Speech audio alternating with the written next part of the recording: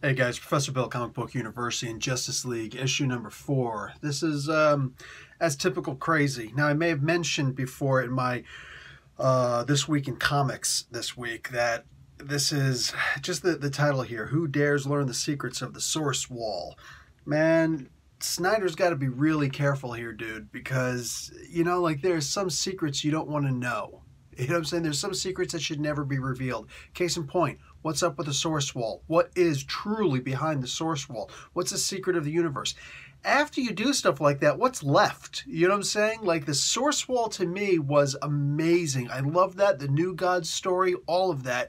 The source wall, you want to crack the source wall, fine. You want to break the source wall, dude, I don't know about all that. You know what I'm saying? If something gets through before you're able to seal it up, okay, cool, there's a new force unleashed in the universe.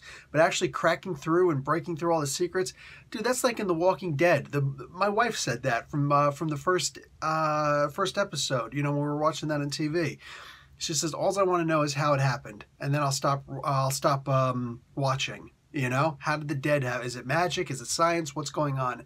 And it's funny because that's exactly what the producers and Robert Kirkman had all said. It's like, yeah, we can never tell them where it came from because the second that we do, all the mystery's gone and then people will stop watching. Go figure. So likewise here, man, giving away too much. There's got to be some mystery in the DC universe. And the source wall for me was everything. Everything. Okay, so let's get started on some of these stories here. We got a great story with Grodd. I love what I'm reading here with Grodd. Like he found this human, while the rest of the tribe were all, of Gorilla City, what would eventually become Gorilla City. We're all like, these humans, maybe we make a deal with them. Let's see what's going on. And Grodd was the smallest one. He was beaten to try and make him stronger, but they didn't realize that he had this thing where he had telekinesis, telepathy, and all these psychic abilities. So he was better off, him being what he was. So he was able to see into the darker soul of this guy, this explorer who'd come along and was like, ooh, I can take these guys and I can make them dance behind a glass wall of some sort, And so he made this human dance until the bone was actually seeping through his flesh, on his feet. That's crazy, dude. I like... That's wicked. You want to feel bad for the guy, but at the same time, no, you were evil. So, colonizer. I love that idea. Anyway, so we get that, and as a typically really good Scott Snyder story comes to bear, we always have the entire story come full circle. Now, did it? No, but it was referenced, and that was great for me. That was perfectly acceptable. These dark gods, all right, at one point I'm gonna get back to that dark heart thing. The dark gods are here and they're giving Martian Manhunter a hell of a time. Like he's getting beat in a bad way. He's using his psychic abilities, but he's trying to protect the superheroes, you know what I'm saying? Like Superman and everybody else. He's connecting their minds so they can still work together. Excuse me, jeez. But like Psylocke for the X-Men and all the X-Men stories, they always had some powerful mutant that had the psychic abilities to keep their minds together. That's what Martian Manhunter's doing here. That's what he's typically always done in the Justice League comics, and it's no different here. But he's connecting all of their minds, but he's not allowing his own mind to connect to them because he realizes, and this is one of those things where if you're wondering how powerful is Martian Manhunter, here's how powerful it is. He's connecting all of their minds while not allowing his mind to connect with them pretty much at all, because he's connecting his minds with all of these dark gods, which are celestial, powerful beings that just no mortal should be able to come close to. The idea that Superman is punching them and knocking them, for a loop, to me kind of brings down the ability of Martian Manhunter's power. Like, I get it, Superman's super strong, yeah, whatever. But I almost feel like they should have been harder for Superman to beat, just to show how powerful they were, to really express how great Martian Manhunter's telepathy really is. Like that to me, that was everything. Seeing him being able to do all of this at the same, juggling them all and protect his fellows from what these guys were doing, that was something else. Plus he knows, was it Torak Vo, I think it is, whatever the the mental acrobatics that Superman learned, the mental martial arts to prevent people's minds from reading his own mind unless he permits it. You know what I'm saying? Martian Manhunter would know about that. He knows that Superman has that ability, and yet he was still keeping that away from Superman. You know what I'm saying? Because he knew that he probably couldn't handle that stuff. So Superman keeps on saying at some points, dude, tell me what's going on. Tell me what the heck is going on. And Martian Manhunter's like, no, I can't really do that yet. We're going to get back to that in a moment. The least believable thing for me here, the thing that bugged me probably more than just about anything else, was that Joker not only took out Hawk Girl, but took her out so quickly. It's like she got a swing and a miss, and he smacks her in the head. An nth metal helmet. Right? And just, she's just like, ugh. And she goes, what is that chainsaw made out of, dude? Man, I get it. And look, here's the part where I'm going to wind up getting into a fist fight with a bunch of Batman fans. Guys, I love everybody who's into the comic books, I really do. But sometimes there's a little bit of, I get it, there's always supposed to be that suspension of disbelief, but the suspension of actual cognition is something entirely different. Look, I get it. Joker's the ultimate villain to Batman, and Batman is the ultimate superhero. I get, because he doesn't have powers and blah, blah, blah, blah. I have always been a fan of separating Batman from the cosmic events of the Justice League, because to me, it never, ever, ever made sense that Batman is having that Batman is going face to face with Darkseid, you know what I'm saying, and beating Darkseid's plans face to face. Meanwhile, he goes back and gets into a tussle and has a hard time facing the Joker. You know what I'm saying? So the answer isn't to turn around and make Joker a cosmic level badass. No, because then you got to do the same thing for the Riddler and the Penguin. Like, I've got an umbrella with cosmic power in it. Come on, man. Like, can we just take a chill pill for a moment and just reassess? It's effing Gotham City. Batman belongs in Gotham. That's his city, all right? Leave Batman in freaking Gotham. He don't need to be sitting here doing all this crazy stuff. Like, this is too much. This stuff here, this is the stuff that takes Batman out of who he actually is for me. I really don't like reading Batman like this, you know? Anyway, so Joker, the guy who, crazy as his superpower, is able to beat this girl. I know, there's a lot of people who don't like Hawk Girl or don't care about Hawk Girl, but they love Joker because, oh, he's the Joker. No, he can beat up anybody. Yeah. So here's this girl who's been reincarnated since Egyptian times, and now apparently even before that. But even if you just go with the basic idea, since Egyptian times, reincarnated over and over and over again, been an amazing warrior in each one, and she has almost perfect recall of all of those lives, specifically all of the times that she was an amazing warrior with massive weapons and martial arts abilities. Someone who, let's face it, if she were just a little stronger, could go toe-to-toe with Wonder Woman, because Wonder Woman's only been training since she was freaking, since World War II, World War I if you want to count the movie. But Hawk Girl has been doing not just training, but actual combat, life or death, her entire lives, plural, all right? Yeah, sure. I'll just put aside all that and say the Joker could knock her out with a freaking chainsaw. Come on, man. Come on. Like, this is this page right here. This took me completely out of the story. The two things that happened between these two pages completely took me out of the story, and I had to struggle to get back in. This is a Justice League comic book. Take the damn Batman characters out of this nonsense. Batman was busy that day, okay? Bane escaped from Arkham Asylum again. He's getting married, okay? And Joker is still trying to be the best man. Leave the Bat characters out of these kinds of cosmic Justice League stories, dude. This is just asinine to me. I'm never, ever going to appreciate stories like this. This is just dumb. The rest of the book, however, was boom, way up there. It was amazing. You got what do you call it? Green Lantern, John Stewart, gets his ring busted.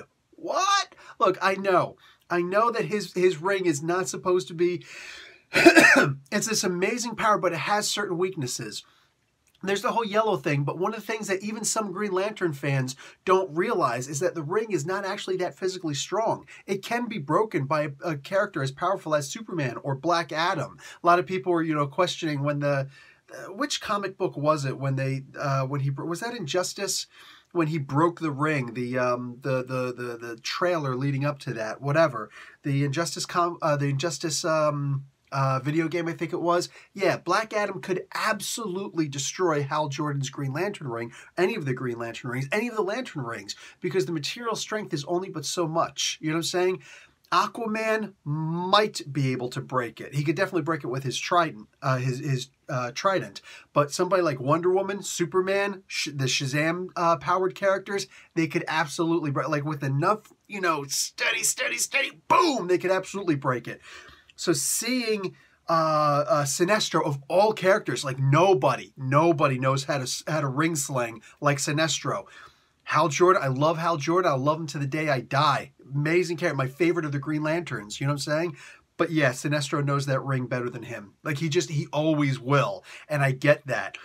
The trick is, so when he broke John Stewart's ring, I'm like, whoa! Now, everything I just said about how awesome Hal Jordan is, even though Sinestro is better, here's where I'm going to go back to the whole thing with the Flash. I don't even think that's what's next, but it's what I'm going to. No, actually it is almost it's pretty much what's next. Wonder Woman and Aquaman wind up being tricked into fighting each other by Grodd and the miniaturized cosmic version of Turtle, which is interesting. I need to make a whole lot of 10 things about for so many of these characters because I'm sure there's going to be a lot of people saying, Turtle, what? Who? What? Sorry, guys. Old Flash villain, and he's kind of freaking awesome. Anyway, one thing that I absolutely did not like is that once again, Barry Allen is effing stupid. Guys, I'm sorry. Like, Barry Allen began the Silver Age of comics. That's how old the Barry Allen stories are. And the idea that he's still so damn stupid that everybody, Gorilla Grodd at this point, understands the Speed Force and all of the other forces, excuse me, better than Barry. This guy is so he's written to be so damn stupid lately, and not just by Joshua Williamson, who's writing the Flash comic, but Scott Snyder, who's writing this comic book. He's written to be so damn stupid that once again, if he would have just stopped and actually used his freaking scientific brain, the guy's supposed to be a damn scientist, you know? Instead, he's just like, no, must run. All I know how to do is run. He was moving so slow that I could have flicked him in the freaking teeth. You know what I'm saying? And knocked the guy unconscious. Well, I would have had to do more than flick him. But you get the gist, all right? I could have taken out the Flash. That's how slow he was moving. And here's effing Gorilla Grodd. And Barry's just, no, must move as fast as my slow-mo body can to reach you. I'll stop you. Shut up, you freaking moron. Damn mentally challenged moron. Like who thinks like that? Not my Barry Allen. Dude, kill Barry Allen. If this is the only way we can write Barry Allen at this point, get rid of the damn character. I liked him better when I missed him after Crisis when he died. And I was like, you know, oh, he's the best Flash ever. Oh, who's this new guy? Wally West. Hey, he's kind of cool. Let's just play that game instead. I'm so tired of Barry Allen being written as though he's stupid. He's not stupid. Well, he wasn't before. He is now. Anyway, can you tell, like, by the length of this video, can you tell that there's a lot in this comic book? How did they stick so much in this comic book? Anyway, at one point, Superman, I'm not going to go through the whole thing. I'm about halfway through right now, and I'm bringing this to an end. We find out more about Martian Manhunter's history, which is just, oh my God, this is crazy. I love this. But Superman, it turns out, is not who we think he is.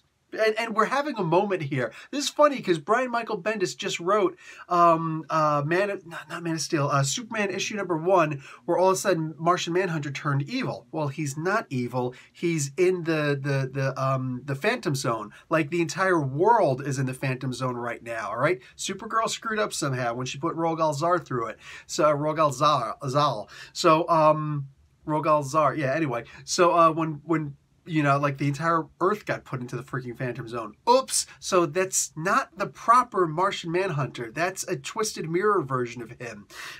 So likewise here, now Martian Manhunter meets a twisted mirror version of Superman, except it is Superman, but he's controlled by Lex Luthor. Because remember, he was actually inside. He goes up and he beats up Batman. He doesn't beat him up. Like, no. He ain't beating Batman in a freaking physical fight. That's not happened. Shot him up from behind. He used guns. He used guns against Batman. That's not cool. Anyway, this was crazy, and it only gets crazier. Like, when you see what Sinestro does, holy crap. You can't not love Sinestro, man. Oh, my God. Anyway, yeah, it looks like Barry Allen being stupid is the reason why the bad guys are able to completely take over. Like, I don't see a chance for the good guys to come back. You know what I'm saying? Which is just going to make it all that more awesome, I hope, when they do. You know what I'm saying? It looks like Cyborg is the only one who has a real chance of actually fixing things. And I'm totally down with that. You know what I'm saying? Let that quantum mind, you know what I'm saying, mixed with the mother box, just boom, figure out something. Bring in some reinforcements, brother. That's what I would love to see. But the thing that bugs me is this final page. They're walking towards something. I hope this isn't the ultimate secret of the universe, what's behind the source wall, dude. Like, don't do that to me, man. Please do not do that to me. I need there to still be plenty of secrets in the DC universe. I don't need just, you know, oh, well, this is the actual answer, and then what do you go from there? You don't want all the mystery taking out of the Justice League, out of comics, out of an entire universe, the DC universe of all things. Don't do that, man. Don't do that.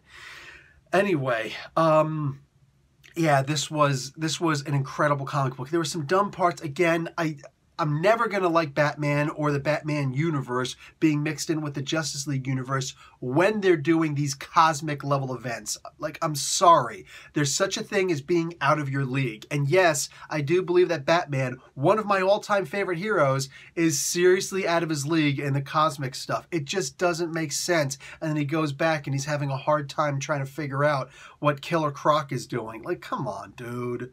Come on. Like, it's just, to me, it ruins Batman. It ruins the character for me. And the Flash, Barry Allen, is a scientist. Please treat him like a scientist. That aside, holy crap, what they're doing with Martian Manhunter is just absurd. I love what they're doing with Sinestro. Fantastic. I don't like the idea there's another ring. And of course, like I said, if there's an ultraviolet, that means there's got to be an infrared ring also, which, come on, dude. And then where else are we going after that? You know what I'm saying? Because the color spectrum, visible and invisible light spectrum, it's pretty expansive. You know what I'm saying? So, like, the Crayola box of freaking superheroes, like, it's getting a bit much. It's getting a bit much.